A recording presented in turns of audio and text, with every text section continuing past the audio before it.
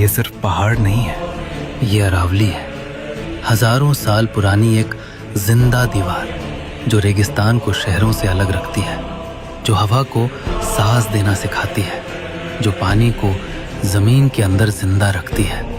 आज ये खामोश है। सवाल सिर्फ विकास का नहीं, जिम्मेदारी का है। आज फैसला हमारे हाथ में है कि इतिहास बचेगा या सिर्फ तस्वीरें।